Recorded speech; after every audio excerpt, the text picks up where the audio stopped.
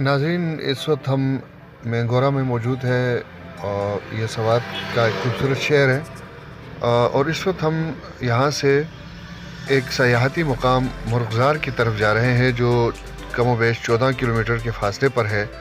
और मुर्ग़ज़ार एक खूबसूरत इलाका है और वहाँ पर गर्मियों में बहुत ज़्यादा सयाह इस एरिया का रुख करते हैं। लेकिन एक महल वहाँ पर मौजूद है जिसे सफ़ेद महल या वाइट पैलेस कहा जाता है, जो माज़ी में वाली सवात की रहाइशगाह था और अब इसे 1972-73 में इसे एक होटल का दर्जा दिया गया है।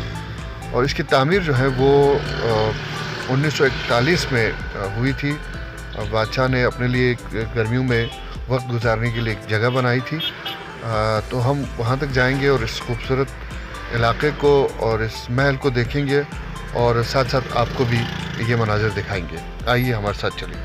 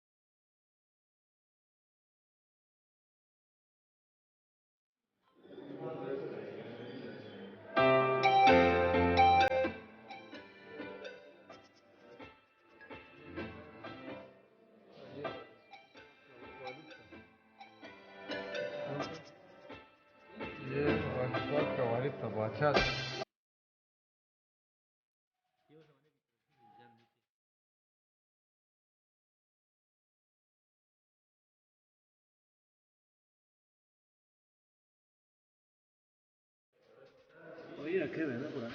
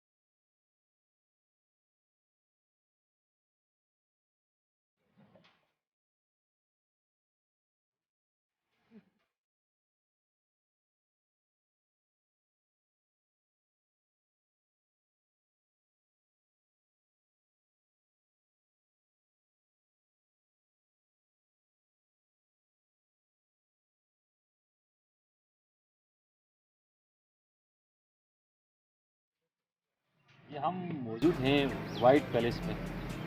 हर तरफ सफ़ेदी ही सफ़ेदी, ऊपर पहाड़ों पर बर्फ़ की सफ़ेदी, नीचे ये महल सफ़ेद। और बदनसीबी ये है कि हम सफ़ेद नहीं, आपकी मोबाइल भी सफ़ेद है। और इस सफ़ेदी से मुतासर होकर हमारे आबिद साहब ने सफ़ेद कैप भी पहन रखी है। यकीन मानिए हमें बहुत अच्छा लग रहा है इस वाइट महल में आकर, और इस वाइट महल से इतनी मोहब्बत है कि मैंने कपड़े भी आज वाइट पहने हुए हैं और सिगरेट भी वाइट, धुआं भी वाइट, वाइट ही वाइट है, कोई कसर नहीं छोड़ी पपुल है शरीज़ादा भाई, हर तरफ सफ़ेदी ही सफ़ेदी। वाइट पैलेस तो दोनों सफ़ेद ये 300 तहकीकी साबित सोसत वाइट पैलेस पर वहाँ सफ़ेद पैलेस पर ज़मीन ना पैलेस पर महल ज़मीन ना तो हयाती वस ख्याल पता था वाइट महल को सफ़ेद इंसु सफ़ेद तो वाइट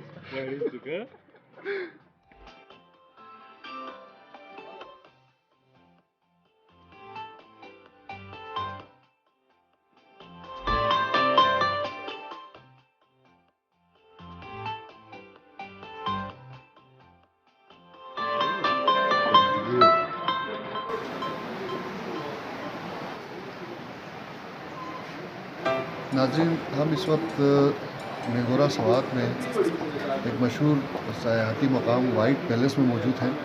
और ये जो वाइट पैलेस है ये वालिय सवात का घर था, जिसको जो गरमाई क्वार्टर के तौर पर इसको इस्तेमाल किया जाता था, और बाद में अब इसे एक होटल के तौर पर बनाया गया है।